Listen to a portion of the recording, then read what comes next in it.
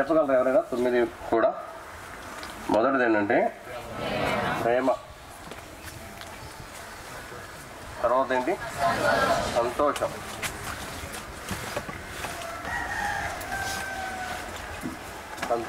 తర్వాత ఏంటి సమాధానం,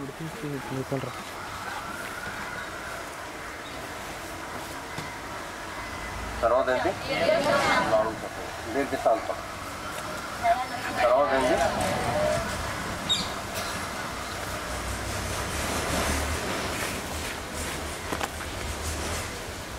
తర్వాత ఏంటి మంచితనం, విశ్వాసము,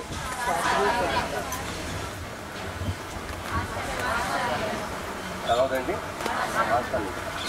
సో ఇవన్నీ కూడా క్రీస్తులో భాగమై ఉన్నాయి, ఆయన జీవంలో ఉండే లక్షణాలు. అసలు యేసుక్రీస్తు ప్రభు అంటే మనకు చెప్తారు, హెబ్రీ పత్రికలో చదువుతాం మనం, దేవుడు ఏమై ఉన్నాడో ఆయనకు ముఖ రూపం, అంటే ఆయన వ్యక్తపరిచే వాడు, దేవుణ్ణి చూపించడానికి వచ్చాడు. హెబ్రీ రాసిన పత్రికలో ఆయన తత్వం యొక్క మూర్తిమంతం, దేవుడు అనగా దేవుడు కలిగిన తత్వం, జీవన విధానం, ఆయన స్వభావాన్ని వ్యక్తపరిచే వ్యక్తి క్రీస్తు. అర్థమైందా? సో దేవునికి ఫేస్ అన్నమాట, ముఖం యేసుక్రీస్తు. కాబట్టి ఇప్పుడు యేసుక్రీస్తు ప్రభు ఆత్మ రూపంలో ఉన్నాడు. ఆయన ఇప్పుడు క్రీస్తు ఆత్మ మన మధ్యలో ఉంది. ఎవరైతే రక్షకుడిగా ప్రభువైన యేసుక్రీస్తు వారిని అంగీకరించి పాపక్షమాపణ కొరకు వేడుకుంటారో, పశ్చాత్తాపడతారో, వారికి ఒక వరం ఇవ్వబడింది. ఏంటో వరము? పరిశుద్ధ ఆత్మ, క్రీస్తు ఆత్మ ఇవ్వబడింది. ఇప్పుడు ఆత్మ ఎక్కడుంది? ఆయన మనలో ఉండును, మనతో ఉంటాడు. ఆయన మనలో ఉన్నాడు, ఆయన మనలో నివాసి. క్రీస్తు మన యందు నివసిస్తున్నాడు. ఇప్పుడు మనలో ఉన్నాడు, కానీ అది కనపడాడు. మనలో ఉన్న క్రీస్తు బయటికి కనపరచడానికి సిమ్టమ్స్, లక్షణాలు ఏంటంటే ఇవి. అర్థమైందా? మనలో ఉన్న క్రీస్తు బయటికి ఏమవ్వాలంటే ఎగ్జిబిట్ అవ్వాలి, కనపడాలి, వ్యక్తం అవ్వాలి. సో అయితే మనలో ఉన్న క్రీస్తు బయటికి రావాలి.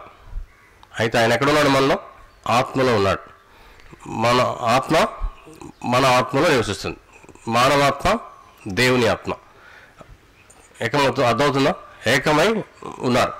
ఇప్పుడు మనము ఫలించుట అంటే ఆత్మలో ఫలించుట, శరీరమును కాదు.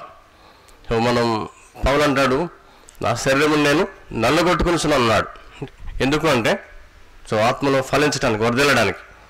కాబట్టి మనం చూస్తే ఇప్పుడు ఈ ఫలములు మన నుండి వ్యక్తత బయటికి రావాలన్నమాట.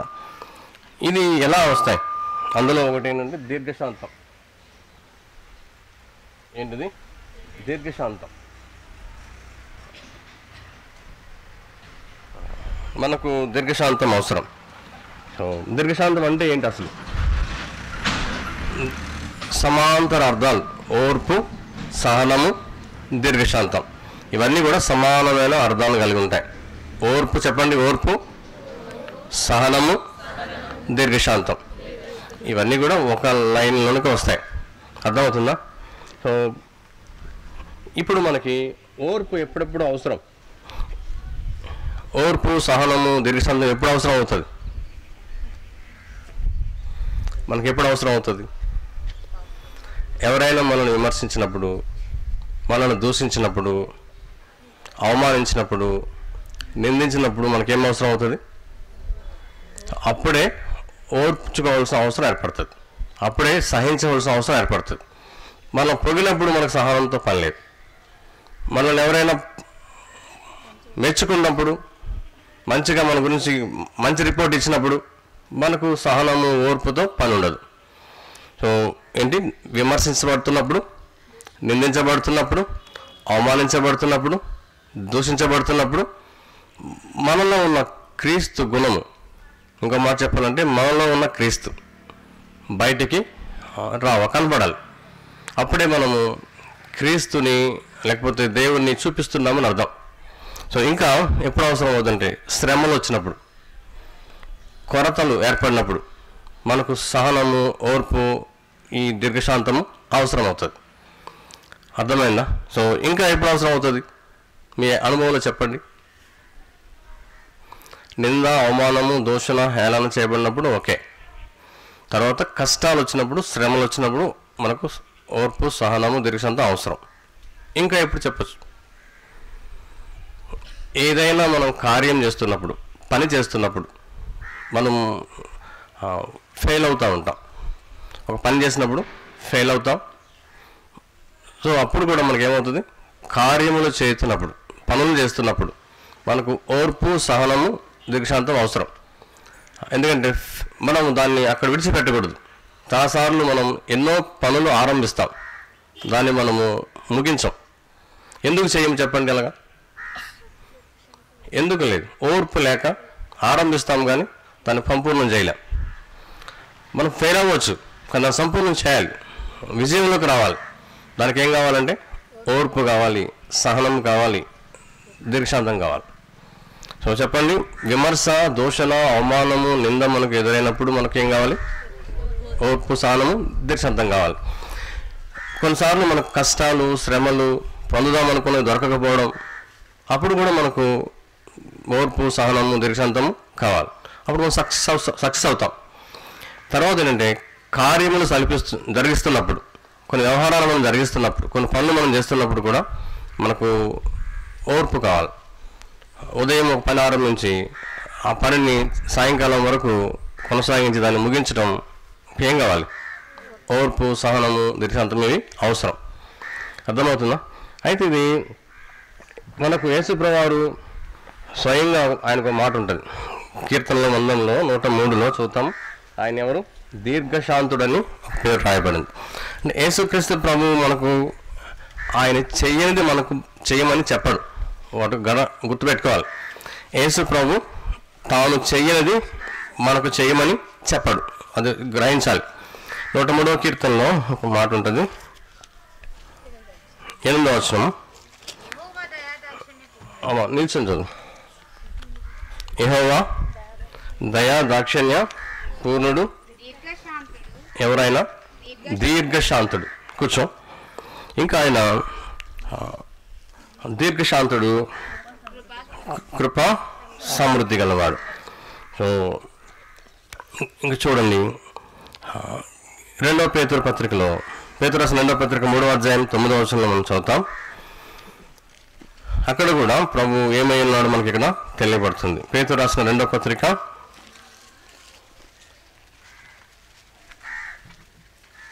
చదవండి, 3వ అధ్యాయం 9వ వచనం. అమ్మా నువ్వు కూర్చో.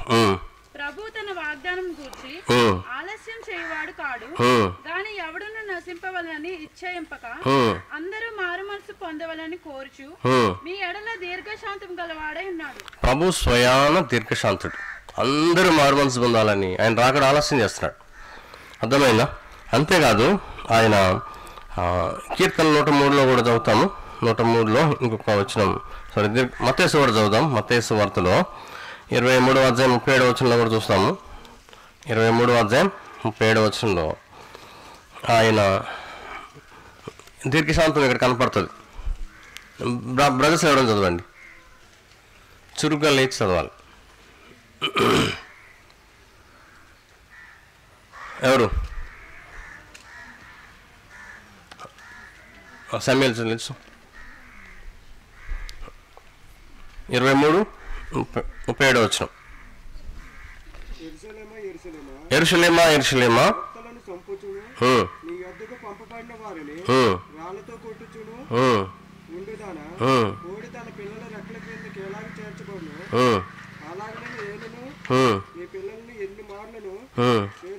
ఎన్నో మార్లు చేర్చుకోవాలని ఇంటిని కానీ వెళ్ళకపోతురి. అంటే ఆయన ఎంతో దీర్ఘశాంతముతో వారి ఎడల కనిపెడుతున్నాడు. కూర్చో. ఇంకో దగ్గర చూస్తాము.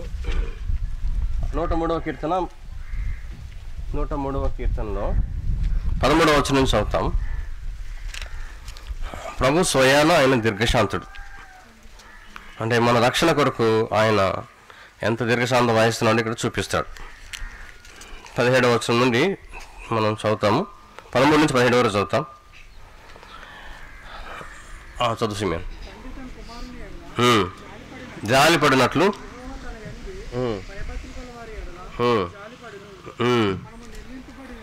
మనము నిర్మింపబడిన రీతి ఆయనకి తెలిసై ఉన్నది. మనం మంటి వారమని ఆయన జ్ఞాపకం చేసుకొనుచున్నాడు. నరుని ఆయువు అడవి పువ్వు పోయినట్లు వాడి పోయెను. గాలి వీచగా అంత లేకపోవును. చోటు ఎరుగదు. నిబంధనలు గాయకొనొచ్చు. ఆయన కట్టలు అనుసరించి నడుచుకున్న వారి మీద, భయభక్తులు గల వారి మీద ఆయన కృప యుగయుగములు నిల్చును. చాలు. ఆయన ఎంతో ఓర్మితో, ఎంతో సహనముతో, దీర్ఘశాంతముతో మన ఎడల తన కృపను కనపరుస్తున్నాడు. అర్థమవుతుంది. ఈ వచనాలు మనం చూస్తే దేవుడు స్వయాన దీర్ఘశాంతుడు కాబట్టి మనము దీర్ఘశాంతం గలవారమై ఉండవాలని మనకు ఆజ్ఞాపిస్తున్నాడు. అర్థమైందా? బైబిల్లో అలాగ బోధిస్తుంది మనకి. చూడండి, కొలస్సీయులకు రాసిన పత్రిక మనం చదివితే, కొలస్సీయులకు రాసిన పత్రికలో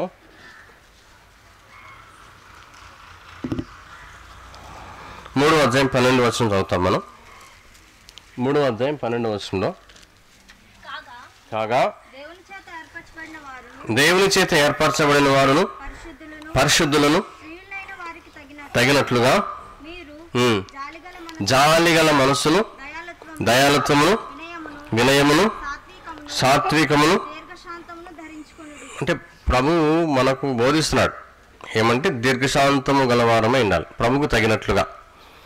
కాబట్టి మనం ఇంకా కూర్చోమా. ఎఫెసీయులకు రాసిన పత్రికలు కూడా 4వ అధ్యాయం 2వ వచనంలో అక్కడ కూడా చెప్తాడు. 2వ వచనం ఇంకొకరు చదవండి బ్రదర్స్. ఫిలిప్ చదవండి త్వరగా.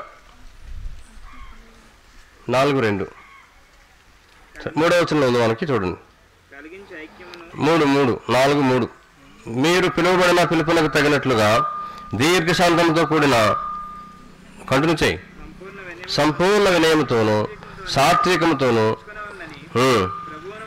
చూడండి ఏమర్థమవుతుందా? దీర్ఘశాంతంతో మనం నడుచుకోవాలి. కూర్చోండి.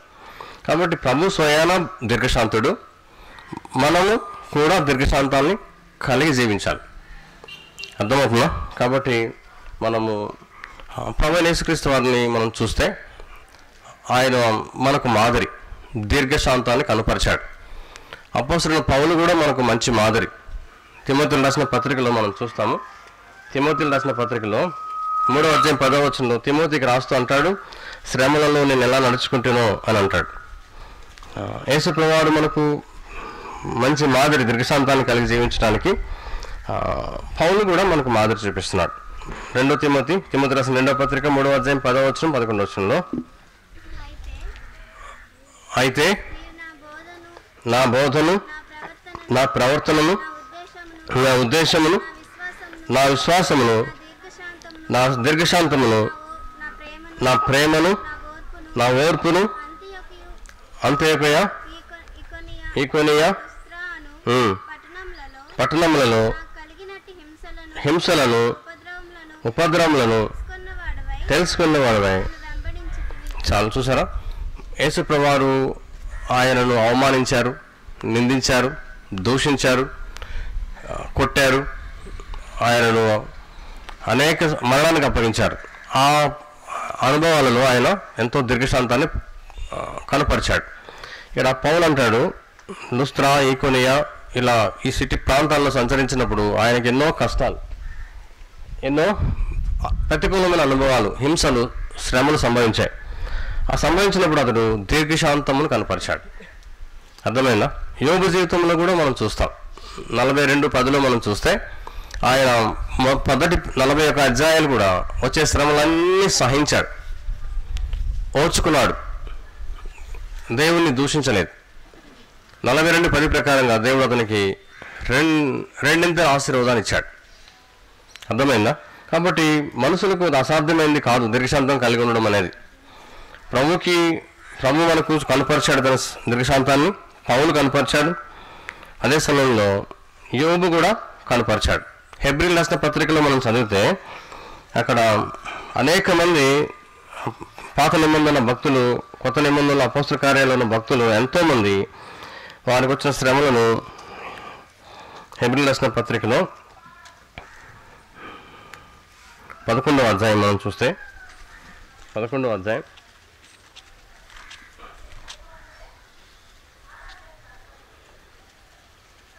34వ వచనం 35 నుంచి చదువుతాం. 35 వచనం నుంచి స్త్రీలు తమ వారిని పునరుత్థానం వలన మరలా పొందిరి, కొందరైతే శ్రేష్టమైన పొందగోరి విడుదల పొందనొల్లక యాతన పెట్టబడిరి, మరికొందరు తిరస్కారములను, కొరడా దెబ్బలను, బంధకములను, ఖైదీలను అనుభవించరి, కొందరు రాళ్లతో కొట్టబడ్డారు,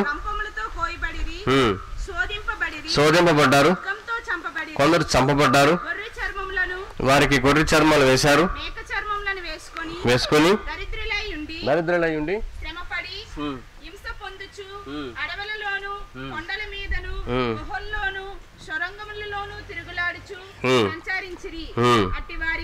సో ఇలా ఈ భక్తులందరూ కూడా ఎంతో శ్రమ, కష్టము, బాధ వచ్చినప్పుడు గురిని తప్పలేదు.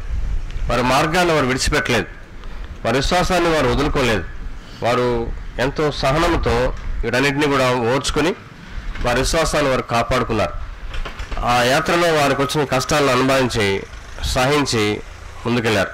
ఇంకోటి దీర్ఘశాంతం అంటే కొన్నిసార్లు మనకు ఎవరైనా నిందిస్తారు, కానీ మనం మౌనంగా ఉంటాం, కానీ లోపల తిట్టుకుంటాం, శపిస్తూ ఉంటాం, కక్ష పెట్టుకుంటాం, అవకాశం రాదా అని చూస్తాం.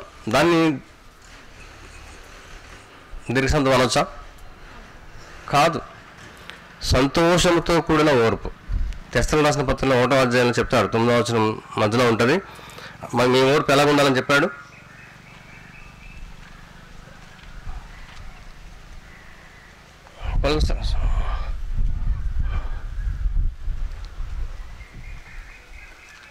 తెస్తలకు రాసిన మొదటి పత్రిక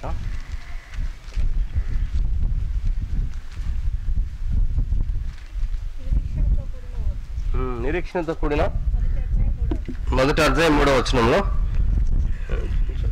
చదవండి ఎవరైనా.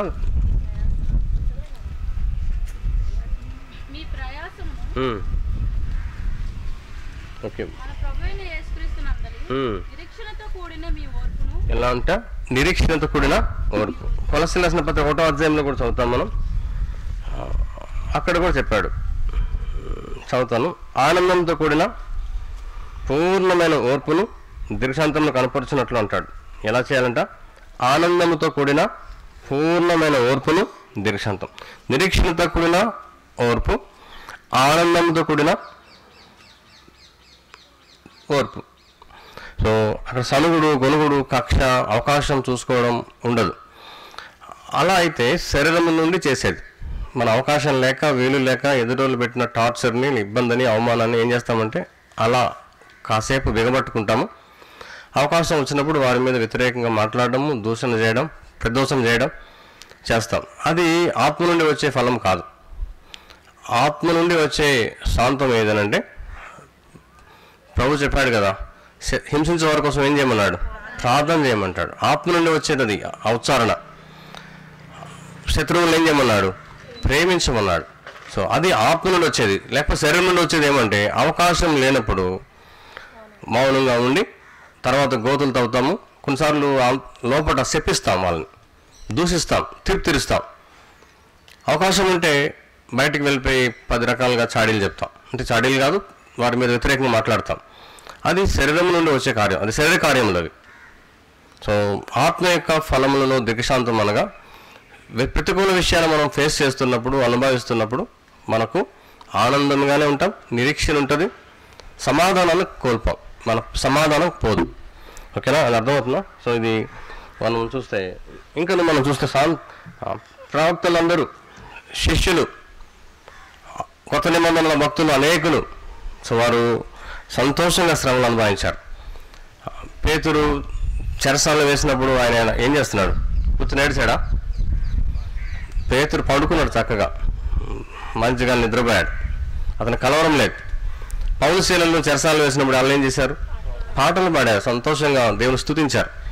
సో అది మనం ఆత్మపూర్ణమైనప్పుడు, ఆత్మను మనం నింపబడుతున్నప్పుడు మన నుండి వచ్చేది ఆ శాంతము. దాన్ని ఏమంటారంటే దీర్ఘ శాంతం. అంటే మన శాంతము క్షణంలో మారిపోదు, షార్ట్ టెంపర్ కాదు. మన శాంతం ఎలాంటిది అంటే ఎవరినైనా పిలిచినప్పుడు వెంటనే పలకపోతే కోపం వస్తుంది, రమ్మంటే రాకపోతే ఎక్సైట్ గురైపోతాం, ఎందుకు రావుతుందో అంటాం. ఇంటికి వెళ్ళి అమ్మాయి అన్నం పెట్టమంటే పెట్టలేదనుకో గొడవ చేసేస్తారు. సామాన్లు కొందరైతే ఏం చేస్తారు? పడపడేసేస్తారు. అంటే ఏం లేదు, మనకి నీకు శాంతం లేదు, శాంతం లేదు. ఫస్ట్ అది దీర్ఘకాలం ఉండాలని చెప్తున్నాడు. అసలు మనకు ఇంతైనా ఉందా అనేది ఇక్కడ ప్రశ్న. కానీ ఇక్కడ మనం లెసన్ ఏంటంటే ఆ శాంతం అనేది దీర్ఘకాలం ఉండాలి, దీర్ఘం ఉండాలంటాడు. అర్థమైందా? ఎవరైనా స్కూల్లో హోంవర్క్ ఎక్కువ ఇచ్చారనుకోండి, అప్పుడు కోపం అయిపోద్ది, ఇన్ని రాయాలా అంటారు. కొన్నిసార్లు మేడమ్స్కి టీచర్స్కి అంటారు, మీరు రాస్తే మీకు తెలుస్తుంది అంటారు. అంటే అర్థం ఏంటి? మన అసహనాన్ని వెంటనే వ్యక్తపరుస్తాం. అంటే మనకు శాంతం లేదు, ఓర్పు లేదు, సహనం లేదు. ఎవరైనా మనల్ని విమర్శిస్తే వెంటనే వాటి ఫీల్డ్ పట్టుకొని ఎగిరిపోతారు. అర్థమవుతుందా? సో మనకున్నది అంతా. అయితే ప్రభువు కలిగినది ఏంటంటే ఆయనను చూడండి, కొన్నిసార్లు మనకు ఆహారం దొరకకపోతే, అడిగినట్టునే అన్నం పెట్టకపోతే, పిలవగానే రాకపోతే, పలకకపోతే, వెళ్ళమన్నప్పుడు వెంటనే ఆ పని చేయకపోతే వెంటనే మనం స్పందిస్తాం, ఆవేశపడిపోతాం, ఉద్రేకానికి గురైపోతాం, ఎమోషనల్ అయిపోతాం, ఉద్రేకానికి గురైపోతాం. సో అది ఏమంటే అది శరీరం యొక్క లక్షణాలు. శరీర కార్యములు స్పష్టమైన అని చెప్తూ అక్కడ ఇవన్నీ ఉంటాయి, భావోద్రేకాలన్నీ వస్తాయి. అయితే గమనించాలి, శరీరంలో ఉండే కాదు. అయితే మనము ఈ విధంగా వెళ్ళినప్పుడు మనము దీర్ఘశాంతాన్ని కలిగి ఉండాలి. అయితే ఈ దీర్ఘశాంతం మనకు లేదు. ఎవరికి ఉందని చెప్పాము ఇంతవరకు? ప్రభువులో ఉంది. ఆ ప్రభువుని మెండుగా అనుభవించిన భక్తుల్లోకి వచ్చింది. ఇప్పుడు మనము ఈరోజు నేర్చుకున్నది ఏంటంటే ఆ దీర్ఘశాంతమును మనదై ఉన్నట్లుగా మనం చూసుకోవాలి. అయితే మనలో ఉన్న క్రీస్తుకు ఉంది. మనలో ఉన్నవాడు లోకంలో ఉన్నవాడి కంటే గొప్పవాడు. ఆ గొప్పవాడు దీర్ఘశాంతుడు మనలో ఉన్నాడు, కానీ మనకు దీర్ఘశాంతం లేదు. మనలో ఆ దీర్ఘశాంతము అంటే క్రీస్తులో ఉన్న దీర్ఘశాంతం మనలో రావాలంటే క్రీస్తుని మనము ఎక్కువగా అనుభవించాలి. అదే చెప్పాడు, నాలో నిలిచి ఉంటేనే అంటాడు, నాకు వేరుగా ఉండి మీరేమీ చేయలేరు. సో మనము ప్రభువుని ఎంత ఎక్కువగా అనుభవిస్తామో, ప్రభుతో ఎంతగా సహవాసం చేస్తామో. దేవునితో సహవాసం చేయడం అంటే ఏంటి? ఎలా ఒక వ్యక్తి దేవునితో ఎలా సహవాసం చేయగలడు? మొదటిగా దేవుని వాక్యం చదవడం ద్వారా ప్రభువుని అనుభవిస్తారు, ఆయనతో సహవాసంలో ఉంటారు. తర్వాత ఏం చేస్తారు? ప్రార్థించటం ద్వారా ఆ వాక్యం చదువుతూ ఉంటాం. అది ప్రార్థనాపూర్వకంగా చదవటం వలన, ప్రార్థనాపూర్వకంగా చదవడం అంటే ఏంటి అర్థం? సో చదువుతున్న లేఖనములను కొన్నిసార్లు అవి మనల్ని ఖండిస్తాయి, మనల్ని జాగ్రత్త పరుస్తాయి, హెచ్చరిస్తాయి. కొన్నిసార్లు ఆ లేఖనాలను చదువుతున్నప్పుడు మనలో ఆరాధన వస్తుంది, స్తుతి వస్తుంది, ఒప్పిస్తుంది. కొన్నిసార్లు అదే వాక్యాలు మనల్ని ప్రార్థనలకు నడిపిస్తాయి. ఇది నిజమే, నాలో లేదు, ఈ లెసన్ చెప్పాలని నాకు మెసేజ్ పెట్టేటప్పుడు అది చూడగానే నాకు అది లేదనిపించింది. చాలా త్వరగా నేను కూడా ఆవేశానికి గురైపోతాను. ఈ దీర్ఘశాంతం లేదు, నేను ఎలా చెప్పగలను? సో తర్వాత అట్లా ప్రార్థన చేస్తాం, దేవుడికి అప్పగించుకున్నాం, చెప్పాలి. సో గమనించాలి, అంటే ఒక వచనాన్ని చూడగానే మనలో లేమి కనిపిస్తుంది. అప్పుడు మనలో రావాల్సిందేంటి? ప్రార్థన రావాలి, ప్రభుకు అప్పగించుకోవాలి. సో అలా లేఖనాలు చదువుతున్నప్పుడు మనకు ప్రార్థన వస్తుంది, ఆరాధన వస్తుంది, స్తుతి వస్తుంది. మనం డెడికేట్ చేసుకుంటాం. లేఖనాలు చదువుకుని నాలెడ్జ్ జ్ఞానము పొందుట కొరకు కాదు, జ్ఞానం పొందుట కొరకు మాత్రమే లేఖనాలు చదవకూడదు. ఎందుకంటే దేవుడు చెప్పాడు ఆదాముతో, ఏ పండు తినొద్దని చెప్పాడు? మంచి చెడ్డలు తెలివితేటలు వచ్చేవి వద్దన్నాడు, అది నీకు మరణం అన్నాడు. కేవలం నీకు మంచి చెడ్డలు తెలుసుకుని తెలివితేటలు వస్తే నువ్వు మరణంలో ఉంటావు. ఈ తెలివితేటలు, ఈ జ్ఞానం మనల్ని ఎక్కడ తీసుకెళ్ళాలి? జీవంలోకి నడిపించాలి. ఈ లేఖనాలు మనల్ని జీవంలోకి తీసుకెళ్తే అనుభవంలోకి తీసుకెళ్తే మనకు ఆశీర్వాదం. కేవలము ఇదంతా బుర్రలో ఎక్కించుకొని గలగలగలగల మాట్లాడగలిగితే మనం జీవంలో లేం. అయితే ఈ జీవం మనలోకి రావాలంటే అందుకని ప్రభువుని మనం కాంట్రాక్ట్ చేస్తూ చదవాలి, ప్రార్థిస్తూ చదవాలి, ఆ లేఖనాలను ధ్యానిస్తుండాలి, స్తుతిస్తుండాలి, ఆరాధన చేస్తుండాలి. సో అది మనం ప్రభుతో కాంట్రాక్ట్లో ఉన్నాం. ఆ రీతిగా దేవుని సన్నిధిని మనం దేవునితో సహవాసాన్ని కంటిన్యూ చేస్తాం. అలా చేస్తూ ఉండగా మనకు తెలియకుండానే మనలో జీవం వస్తుంది. ఎందుకంటే ఆయన చెప్పాడు, నా మాటలు ఆత్మయు జీవములై ఉన్నాయి అన్నాడు. సో అలా ఎప్పుడైతే మనం చేస్తూ ఉంటామో మనకు తెలియకుండానే స్పాంటేనియస్గా మనలో నూతనమైన జీవం వస్తుంది. మనకున్న అలవాట్లు మారిపోతాయి, కోరికలు మారిపోతాయి, మాటలు మారిపోతాయి. ఇది మనం లాంగ్ రన్గా చేయాలి, క్రమబద్ధంగా మనం చేయాలి. చేస్తూ ఉన్నప్పుడు మనలో ఈ నూతనత్వం కనిపిస్తుంది. అర్థమవుతుందా? అయితే మనలో ఈ దీర్ఘశాంతము రావాలనుకుంటే మనము ప్రభుతో ఏమై ఉండాలి? ఏకమై ఉండాలి. యేసు ప్రభు ఈయనతో మనకి కాంట్రాక్ట్ ఏర్పడాలి. ఈయనతో మనకు కాంట్రాక్ట్ ఏర్పడాలంటే, సంబంధం ఏర్పడాలంటే మనకు మారు మనసు అవసరం. లేఖనములు మనకు విశదమైనప్పుడు ప్రకటించబడుతున్నప్పుడు మనకు ఫస్ట్ వాక్యం వల్ల వెలుగు వస్తుంది. ఆ వెలుగులో నీవెవరో నీకు తెలుసుకుంటావు. నువ్వు పాపివి, మోసగాడువో, అబద్ధికుడువో అంటే నిన్ను చూపిస్తుంది. ఆ వెలిగించబడినప్పుడు నీలో యుక్తి ఉందని, మోసం ఉందని తెలుసుకున్నప్పుడు మనం తప్పుకోకూడదు. ఏం రావాలి? తర్వాత కన్విక్షన్ రావాలి, ఒప్పుదల రావాలి. నిజమే, నేను పాపిని, నాలో మంచిది లేదు, ఒప్పుదల రావాలి. ఒప్పుదల వచ్చిన వెంటనే మనకేమీ రాదు. వెంటనే మనము క్షమాపణ కొరకు నేను చెడ్డోడు అంటే సరిపోదు, చెడ్డోడిని క్షమించమని ప్రభు దగ్గర ప్రార్థన రావాలి. మనం వెంటనే ప్రభుకి చెప్పాలి, ప్రభు నువ్వు నా కోసం మరణించావు, రక్తం కార్చావు, నన్ను క్షమించండి అని చెప్పాలి. ఎప్పుడైతే మనము ఇలా చెప్తామో, నాలోనికి రమ్మని పిలుస్తామో, ప్రభు పరిశుద్ధాత్మ మనకు ఒక ఈవిగా వరముగా ఇస్తాడు. అర్థమవుతుందా? అప్పుడు కేవలము రక్షించబడిన ఆ రోజు మనం ఏమి దేవదూతలాగా అయిపోం. ఆ రక్షించబడిన తర్వాత నాటి నుండి ప్రతిరోజు మనం చూడండి, జగ్గు వాటర్ నింపితే డ్రమ్ము నిండదు కదా.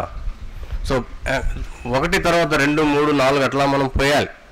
అలాగే ఆ డే 1 మొదటి రోజు నుండి మనం ప్రభుత్వ రోజు కూడా సహవాసంలో ఉండడం వలన ఆయనలో ఉన్న జీవము మనలోనికి నింపబడుతుంది. దీన్ని ఆత్మ నింపుదల అంటారు. అర్థమవుతుందా? సో ఎప్పుడైతే ఇలా మనం వెళ్తామో దేవుడు మనతో వ్యక్తిగతంగా చిన్నగా మాట్లాడతాడు. మనం ఏమి చేయాలో, ఎక్కడికి వెళ్ళాలో, ఎలా మాట్లాడకూడదో మనకు తెలుస్తుంది. హెబ్రీయులకు రాసిన పత్రికలో చెప్తాడు, రోమాపత్రిక 8వ అధ్యాయం చెప్తాడు, ఆత్మ తానే మన ఆత్మతో సాక్ష్యం ఇస్తుంది. రక్షించబడిన వారికి కొత్తగా ఎవరు ఏమి చెప్పక్కర్లేదు. దేవునికి ఇష్టంగా ఎలా ఉండాలో మనకు తెలుస్తుంది. ఏదైతే సరైనదని దేవుని ఉద్దేశం అని తెలుస్తుందో దానికి విధేయత చూపడం వలనే మనం ఫలిస్తాం, మనము ఆత్మతో నింపబడతాం. విధేయత లేకుండా, దేనికి విధేయత? దేవుని ఆత్మకు, లేకపోతే దేవుని స్వరానికి, దేవుని వాక్యానికి మనం విధేయత చూపాలి. ఆ తర్వాత స్టెప్లో మనం ఏంటున్న ఆత్మీయ నాయకులు, ఆత్మీయమైన తల్లిదండ్రులకు మనం విధేయత చూపాలి. విధేయత ఉన్న వారికే జీవం ఉంటుంది, విధేయత ఉన్న వారికే ఆత్మ నింపుదల వస్తుంది, విధేయత ఉన్నవారే ఫలిస్తారు. అర్థమవుతుందా? విధేయత లేకుండా, విధేయత అంటే ఎవరికి చెప్పాము?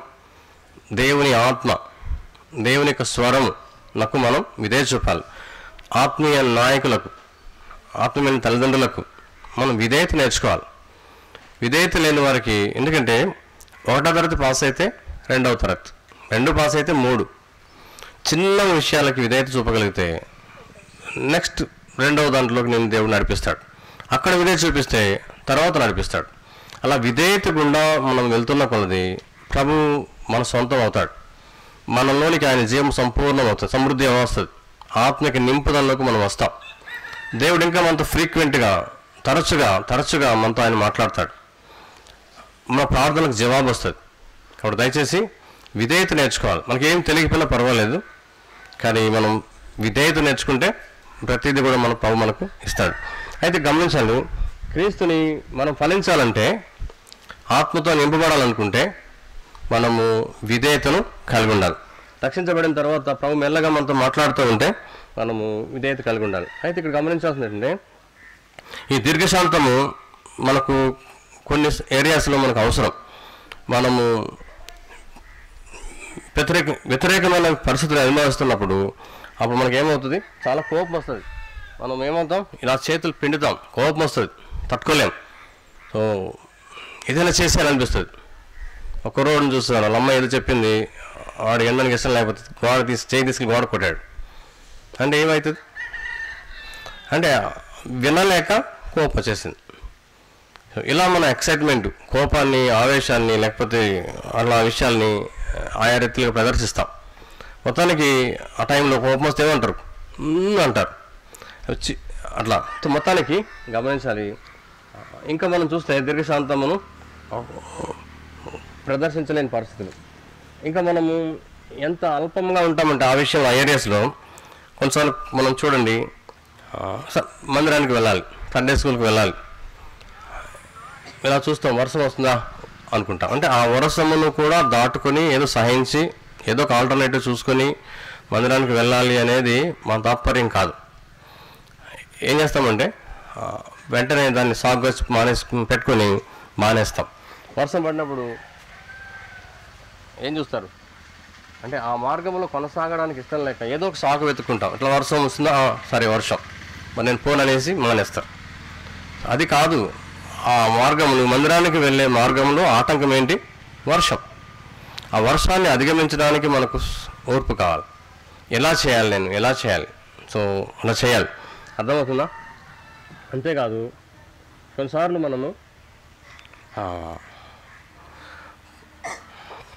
కొన్ని పనులు చేయడానికి మనలో మనము నో అని చెప్పుకోవాలి.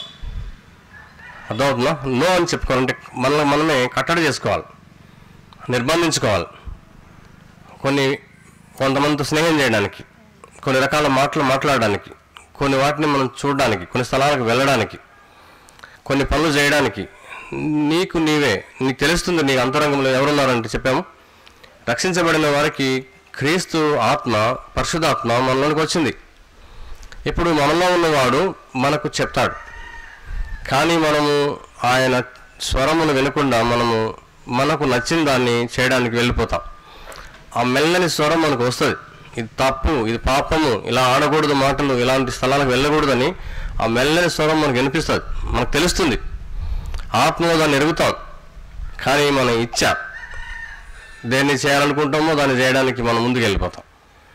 అయితే ఇక్కడ ఏం బోధ ఏంటంటే మనము దీర్ఘశాంతం మనకు రావాలనుకుంటే ఆ చిన్న వాయిస్ స్వరం విన్నప్పుడే మనం ఏం చేయాలంటే మనం కొన్నిటికి నో చెప్పాలి. మళ్ళీ మనం ఆటంకపరచుకోవాలి. దీన్ని ఏమన్నాడంటే మత్తయి సువార్త 16వ అధ్యాయంలో మనము ఉపేక్షించుకోవాలని చెప్పాడు. ఎవడైనా వెంబడింపకుండా ఏం చేయాలి, ఉపేక్షించుకొని సిలువనెత్తుకుని నన్ను వెంబడించాలని 16వ అధ్యాయం 24వ వచనం. ఎవరైనా చదవండి ఒకసారి, వాయిస్లో ఎవరైనా చదవండి, చదవను ఎవరైనా త్వరగా. సల్మాన్ నిల్చు, ప్రకాష్ నువ్వు కూర్చో, చదివినా కదా. అప్పుడు యేసు చూచి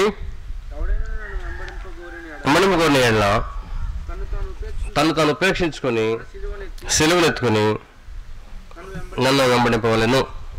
తర్వాత కూర్చొని సో ఉపేక్షించుకొని వెంబడించాలి అంటే మనల్ని మనం కాదనుకోవాలి, వద్దనుకోవాలి.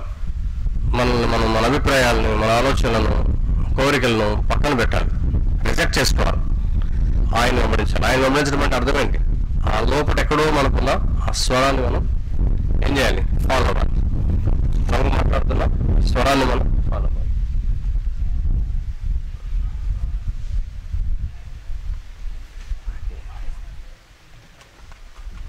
అర్థమవుతుందా? ప్రభుని వెంబడించడం అంటే అర్థం ఏంటి, లోపల వస్తున్న ఆ స్మాల్ వాయిస్ ఏదో తెలియని ఎక్కడో మనకు చెప్తుంది సత్యం, ఇది కాదు ఇది కానీ, దాన్ని వెంబడించడమే ప్రభుని వెంబడించడం. మనకు ఈ 1000 ఏనుగుల బలం ఉంటుంది శరీరంలో. మనం ఏదైతే ఇష్టం ఉంటుందో దాన్ని చేయడానికి మనం సాయశక్తిలో పనిచేస్తాం, దాన్ని రిజెక్ట్ చేయాలి, వద్దనుకోవాలి.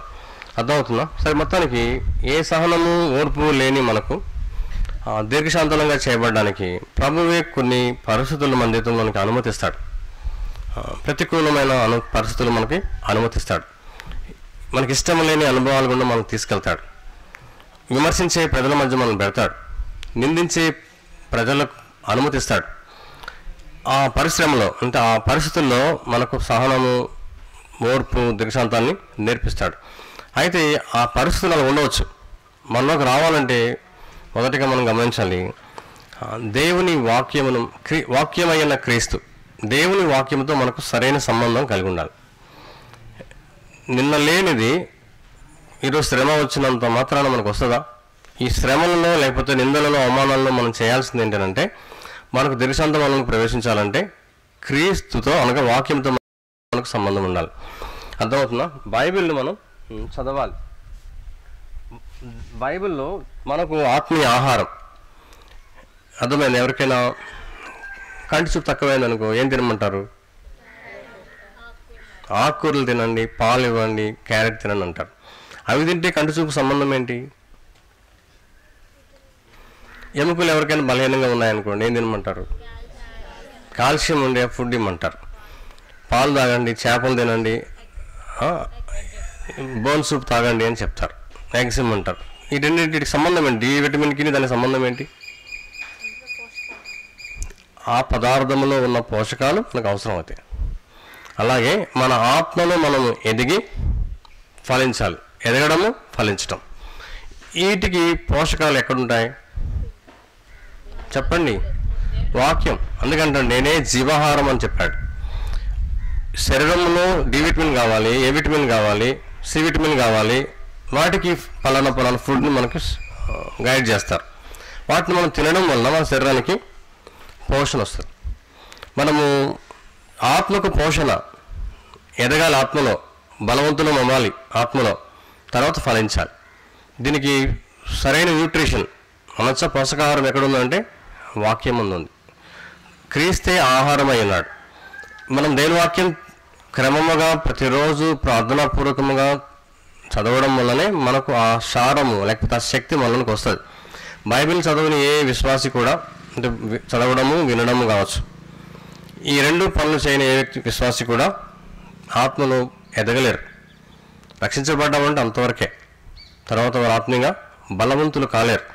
తర్వాత వారిలో నుండి ఏ ఫలము రాదు. కనుక దయచేసి వాక్యం వినడానికి, చదవడానికి మనం ఎక్కువ టైము పెట్టుకోవాలి. ఒకటి పెట్టుకోవాలంట మనం, ఏంటి తెలుసా? నోబీ అంట. ఏమైనా చెప్పగలరా abbreviation? No breakfast, no bible, no breakfast. Bible చదవకపోతే బ్రేక్ఫాస్ట్ చేయొద్దు. అలా మనం టేబుల్ మీద పెట్టుకోవాలంట. బైబిల్ చదివితేనే ఈరోజు నేను బ్రేక్ఫాస్ట్ చేస్తాను.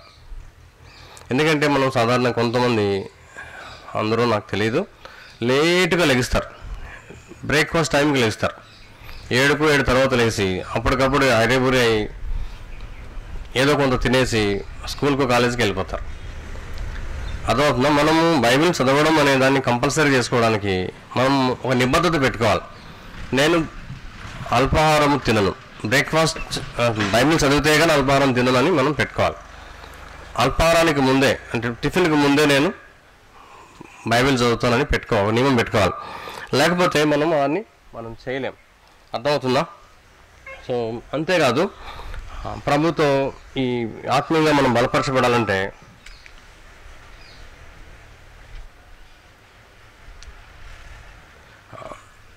విసుగకుండా మనం ఉండాలి.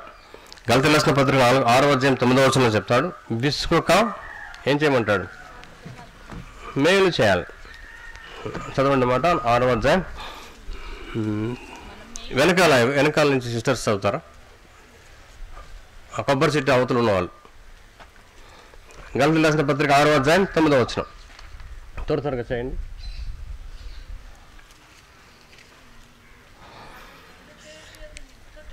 నిల్చొని చదవండి. ఓ సిస్టర్, స్టూడెంట్ చదువుతారమ్మా.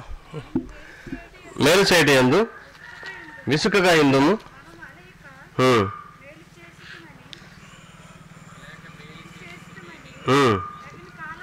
తగిన కాలం ముందు విసుగకుండా మేలు చేయాలి, అంటే విసుగకుండా కార్యములు జరిగించాలి. అర్థమవుతుందా? మనము ఏ పని చేసినా సరే పట్టుదలతో చేయాలి, విసుగుపోకూడదు. అలాగైతే మనకు తగిన కాలం ముందు పంట వస్తుంది, ఫలం వస్తుంది. చాలామంది ఇందాక చెప్పుకున్నట్టుగా ఒకదాన్ని ఆరంభిస్తారు, చదువులో కూడా అంతే, పుస్తకం తీసి 10 నిమిషాలు దాని మీద కంటిన్యూ చేయలేరు. చాలా అల్పంగా, అంటే ఏది కూడా కంటిన్యూ చేయలేని పరిస్థితి, కొనసాగించలేని పరిస్థితి. అంటున్నాడు విసుగకుండా ఏదైనా సరే మనము కొనసాగలేనప్పుడు తగిన కాలం ముందు మనకు ఫలం వస్తుంది. మీరు అవచ్చు, నేను కూడా చాలా కష్టపడి చాలా ప్రయత్నాలు చేస్తున్నాను కానీ నా వల్ల అవటం లేదు అని అంటే, నువ్వు కేవలము ప్రయత్నమే చేస్తున్నావు. ఆ ప్రయత్నం చేస్తున్న క్రమంలో ఇంకోటి మనం చేయాలి. ఏంటది? ఉదాహరణకి ఒకటికి వంట చేయమని చెప్పారనుకో, ఒక కూర లేకపోతే ఒక బిర్యానీ చేయమన్నారు అనుకో, ఇదైనా ఆహారం, నువ్వు ఎన్నిసార్లు వేసినా ఫెయిల్ అయిపోతుంది. దానికి ఇప్పుడు చెప్పినట్టు 6-9 ప్రకారంగా విసుక్కుండా మళ్ళా చేయాలి. మళ్ళీ నువ్వు అనొచ్చు, ఇప్పుడు నేను 10 టైమ్స్ ప్రయత్నం చేశాను అయినా సరే అది చక్కగా రాలేదు అనొచ్చు. అయితే ఈ క్రమంలో మనం ఇంకోటి ఏం చేయాలి? ప్రార్థన చేయాలి కదా. మన హెల్ప్ ఎవరు? ప్రభువు కదా. నాకు రానిది ఆయన చేయగలడు, నాలో లేనిది ఆయన చేయగలడు. మన బలం ఆయన, మన జ్ఞానం ఆయన, మన శక్తి ఆయన, మన సహాయం ఆయన సమస్తమును బాగా చేయగలడు. మార్క్స్ వార్తలో చెప్తాడు. ఇక్కడ మనం మిస్ అవుతున్నాం. మీరు చదువుతున్నప్పుడు కావచ్చు, కార్యములు ఏ పనైనా చేస్తున్నప్పుడు కావచ్చు, ఏ ప్రయత్నం చేస్తున్నప్పుడు కావచ్చు, అంటే మనకు క్రైస్తవులు అనుకుంటున్నాం అంతే. లోకంలో ఉన్నవానికంటే మనలో ఉన్నవాడు బలవంతుడు, గొప్పవాడు ఉన్నాడు, శక్తివంతుడు ఉన్నాడు. ఆయనను మనం ప్రతిసారి పిలవాలి. ప్రభా నాకు సహాయం చేయండి, నా వల్ల కావట్లేదు. మన బలహీనతలను మనం ఒప్పుకోవాలి, మన శక్తివంతులను ఒప్పుకోవాలి, మన ఓటమిని మనం ఒప్పుకోవాలి, మన పతనాలను మనం ఒప్పుకోవాలి. నా వల్ల కావటం లేదు, నా వల్ల ముందు సాగలేకపోతున్నాను, ఇది మనం చెప్పాలి. ఈ పట్టుదలతో ప్రార్థన చేయాలి. రోమాపత్రికలో చెప్తాడు, ప్రార్థన యందు పట్టుదల కలిగి ఉండండి అంటాడు. సో విసుక్కుండా కార్యాన్ని మరలా ట్రై చేయాలి. అదే సమయంలో పట్టుదలతో ఆ పనిని చేసేటప్పుడు ప్రార్థిస్తూ చేయాలి. అప్పుడు మనం గమనించాలి, విసుగుపోయి ఏం చేస్తామంటే పని వదిలేస్తాం, విసుగుపోయి ప్రయత్నాలు వదిలేస్తాం. ఈ ఫెయిల్ అవ్వడం ఎందుకు దేవుడు అనుమతిస్తున్నాడు మన జీవితంలో? పాపములో పడిపోవడం కావచ్చు, వేరే సమస్యలకు పడిపోవడం కావచ్చు, శోధనలు పడిపోవడం కావచ్చు, వీటన్నిటి మధ్యలో మనకు ఒకటి నేర్పించాలనుకుంటున్నాడు. ఆయన వలె మనం దీర్ఘశాంతులం అవ్వాలని. ఆ సమస్యలు గుండా వెళ్తున్నప్పుడు మనం చేయాల్సింది ఏంటంటే, హెబ్రీయులకు రాసిన పత్రికలో ప్రభు ఒక మాట చెప్పాడు. 12వ అధ్యాయంలో చూడండి, ఓపికతో పరిగెత్తమంటాడు. ఎలా పరిగెత్తాలి? చదవండి మాట.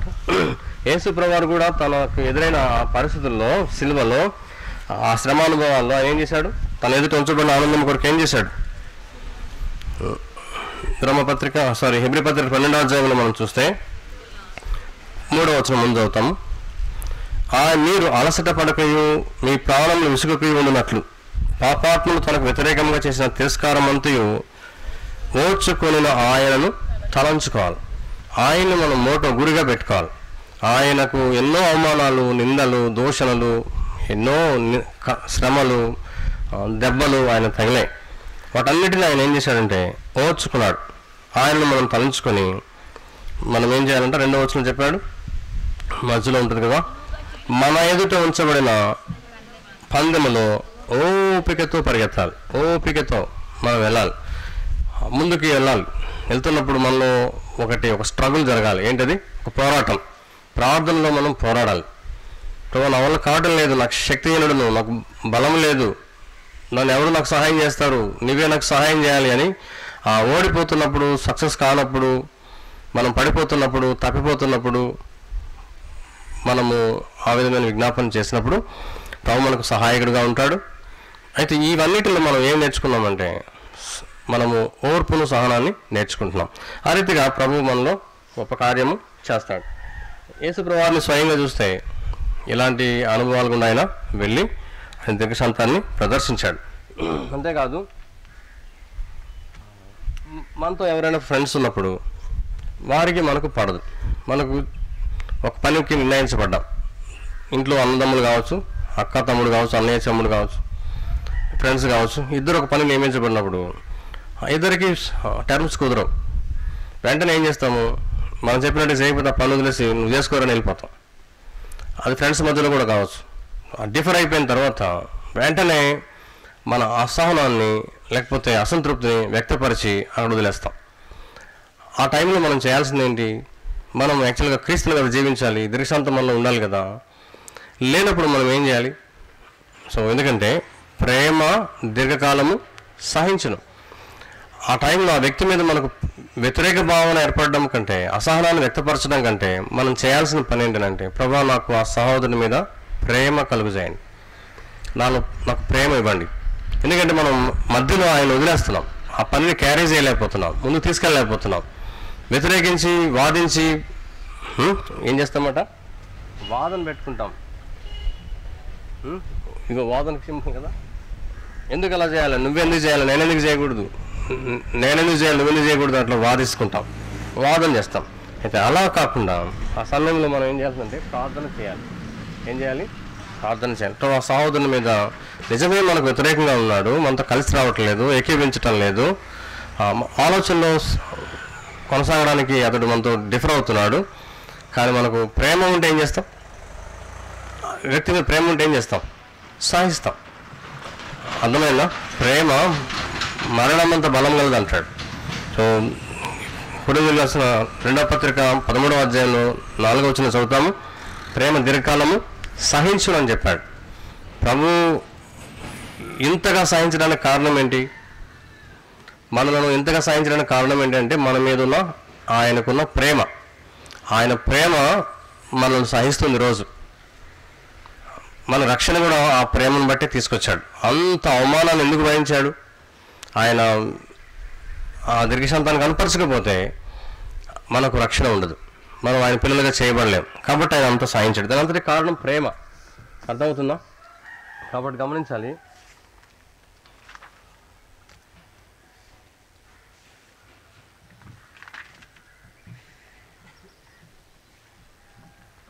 ప్రభు అందుకని ఆయనకు వచ్చిన అవమానాన్ని నిర్లక్ష్య పెట్టాడు, సిలువను సహించాడు. ఎంతవరకు సహించాడు? మరణము పొందినంతగా సహించాడు. అర్థమవుతుందా? సో కాబట్టి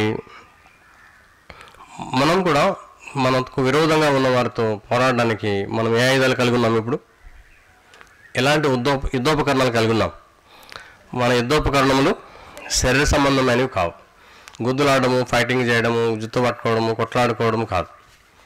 అర్థమవుతుందా? మన యుద్ధోపకరణములు శరీర సంబంధమైనవి కావు, అవి ఆత్మ సంబంధమైనవి. అందులో మనం హింసించే వారి కోసం ప్రార్థన చేస్తాం, ప్రేమ చూపిస్తాం, క్షమిస్తాం. ఆ రీతిగా మనము వెళ్ళాలి. అర్థమవుతుందా? అయితే మనము ఈ దీర్ఘశాంతాన్ని మనం మనలో లేనిది మనలోకి ఎలా వస్తుందని చెప్పాం. ఎలా వస్తుంది? మనలో దీర్ఘశాంతం లేదు, ఉండాలని బోధంతో చేస్తున్నాం. లేనిది మనకి ఎలా వస్తుంది? ఇలా ఉండాలి మనం చెప్పగలం. జీవించడం ఎలా?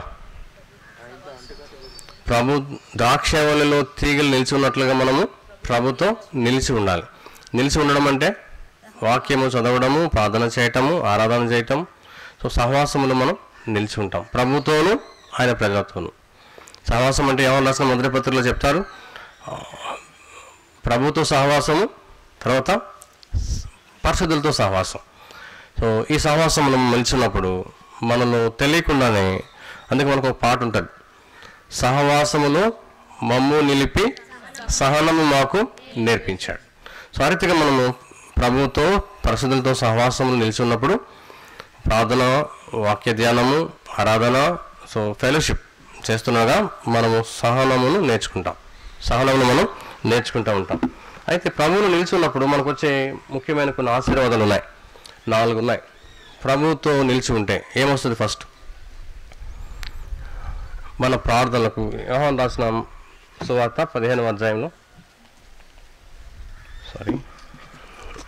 యోహాను సువార్త అక్కడ చెప్తాడు, నా యందు మీరును మీ యందు నా మాటలు నిలిచి ఉండేలా మీకు ఏది ఇష్టమో అడుగుడు. అంటే మన ప్రార్థనలకు జవాబు వస్తుంది ప్రభువులు నిలిచి ఉంటే. తర్వాత ఏమొస్తుంది? మనం బహుగా ఫలిస్తాం. ప్రభువులు నిలిచి ఉంటే ఏమవుతాం? మనం ఫలిస్తాం. అంతేకాదు మనము తండ్రిని మహిమ తీసుకొస్తాం. మనం ఫలించడం వల్ల దేవునికి, తండ్రికి మహిమ వస్తుంది. ఇంకేమొస్తుంది చివరికంటే మనం ఆయన శిష్యులుగా చేయబడతాం. మీకు అర్థం, పనులు నిలిచి ఉంటే మనము ప్రార్థనలకు జవాబు వస్తుంది, మనం ఫలిస్తాము, ఆయన మహిమపరుస్తాము, తర్వాత శిష్యులుగా చేయబడతాం. కాబట్టి దయచేసి ప్రేమ చూపాలన్నా, సంతోషంగా మనం ఉండాలన్నా, శాంతం మనకు ఉండాలన్నా, సమాధానం ఎల్లప్పుడూ మనకు ఉండాలన్నా, దీర్ఘశాంతం మనలో ఉండాలన్నా బోధలు కేవలం వినడం వల్ల రాదు. మనము ప్రభుతో ఇప్పుడు మాత్రమే కాకుండా ప్రతిరోజు కూడా వ్యక్తిగతంగా సహవాసం చేయాలి, తర్వాత పరిశుద్ధులతో సహవాసం చేయాలి. అప్పుడు ఆయనలో ఉన్న జీవం మనకు జీవం అవుతుంది. కాబట్టి ప్రభు మనకు సహాయం చేయను కాక ప్రార్థన చేసుకుందాం. ప్రారంభిస్తాం.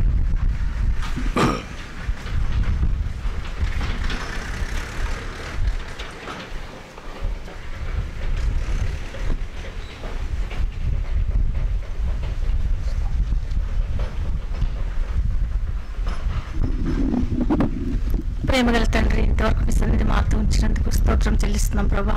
ఈ దీర్ఘశాంతం కూడా మేము నేర్చుకోవాలి మీరు కోరుకుంటూ వస్తున్నారు. పరిశుద్ధాత్మ దేవుడు మాలో నిలిచి లేకుండా ఉంటే మేమే ఆత్మఫలం కూడా మేము చూపెట్టలేం ప్రభా.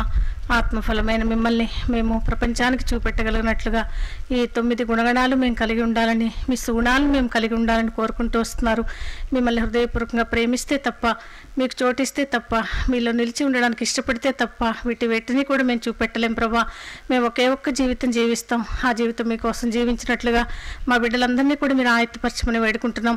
ఈ పసి హృదయాలలో మీ వాక్యం నిలిచి ఉండేటట్లుగా సహాయపడండి. శక్తి చేత బలం చేత కాక మీ కార్యాలు మీ ఆత్మ ద్వారానే సాధ్యమవుతాయి. కాబట్టి పరిశుద్ధాత్మదేవ, మా అపరాధం పాపం క్షమించమని మీ బిడ్డలను మీ హస్తాలకు అప్పగించుకుంటూ ప్రభా, వీరితో నీ అంబుల పొదిని నింపుకుని నీ శత్రువుల గవిని మీరు స్వాధీనపరచుకోవడానికి ఒక్కొక్కరిని ఒక సాధనంగా వాడుకుంటామని స్తుతిస్తూ రక్షణతో ఆశీర్వదించి రక్షణ నిశ్చేతను కలిగి మిమ్మల్ని సంతోషపెట్టే బిడ్డలుగా మీకు తగినట్టుగా జీవించినట్లుగా సహాయపడమని కరుణించమని ప్రభువైన యేసు నామములో సమర్పించి వేడుచున్నాం తండ్రి. ఆమేన్.